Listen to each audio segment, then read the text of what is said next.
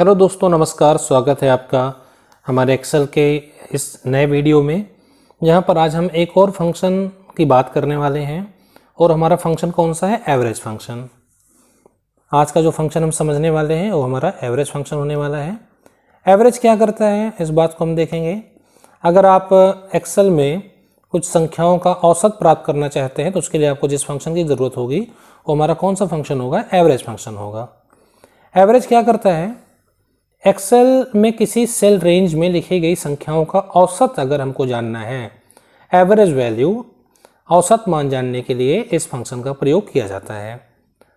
Normally जैसे हम math में पढ़ते हैं एवरेज को निकालना, उसका तरीका क्या होता है कि जैसे हमने यहाँ पर कुछ संख्याएं लिखी, हमने यहाँ पर लिखा 40,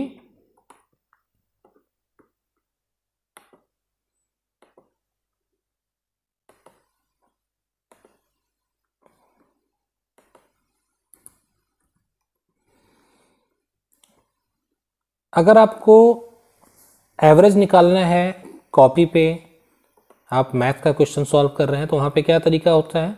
आपने नंबर्स को लिखा, कुछ नंबर्स यहाँ पर हम लिख रहे हैं। अब इनका हमको एवरेज निकालना है तो हम क्या करते हैं? आपने मैथ में सीखा होगा, संख्याओं को जोड़िए आप और उसको क्या करिए, 4 से डिवाइड कर दीजिए। तो यहाँ पर हमें अगर 40, 60, 20 और 10 इनको एवरेज निकालना है इनका, तो हम क्या करेंगे? इनको जोड़ेंगे तो इसका मान जो हमारा आएगा 60, 40, 100, 120, 130 आएगा। 130 को आप क्या करिए, 4 से भाग दे दीजिए और जो वैल्यू हमारी आएगी वो क्या होगी? इन संख्याओं का एवरेज होगी।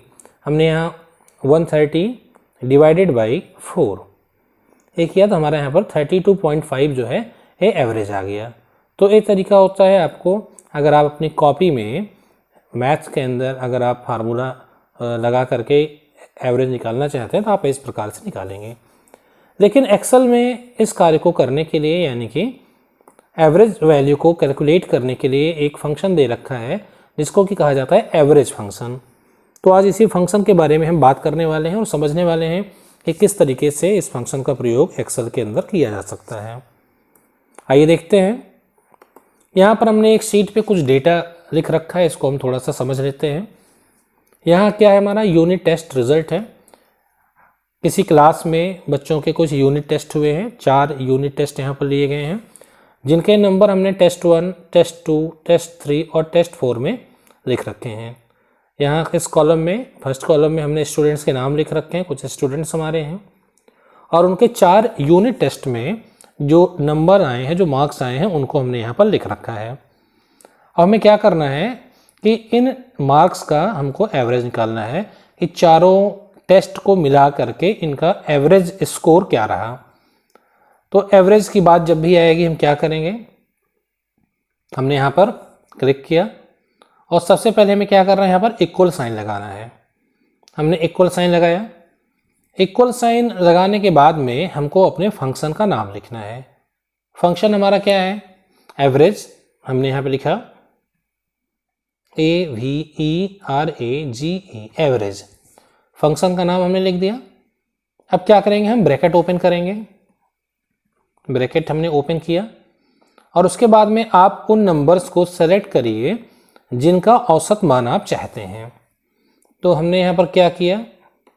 नंबर्स को सेलेक्ट किया और सेलेक्ट करने के बाद में हमारी रेंज हम देख सकते हैं, यहाँ पर हमारे नंबर्स की रेंज आ चुकी है D6:G6, यानी हमारे जो नंबर्स लिखे हुए हैं, वैल्यूज़ लिखी हुई हैं, वो सेल एड्रेस D6 से स्टार्ट होकर के G6 तक आ रही हैं।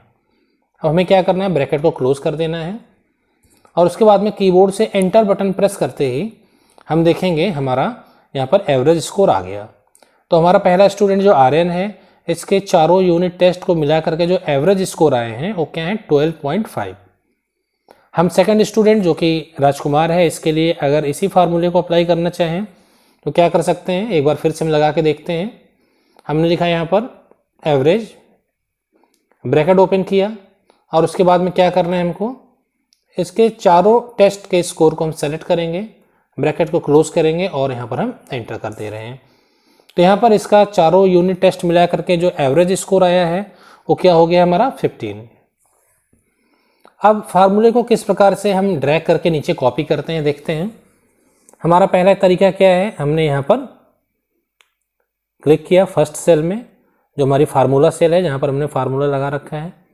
किसी भी सेल पर लगाए गए फार्मूले को अगर आपको देखना हो तो आप यहाँ पर जो फार्मूला बार दिया होता है, फार्मूला बार पर उस चीज़ को देख सकते हैं, या फिर आप अपने कीबोर्ड से F2 बटन दबा करके भी उस सेल में लगाए गए फार्मूले को देख सकते हैं।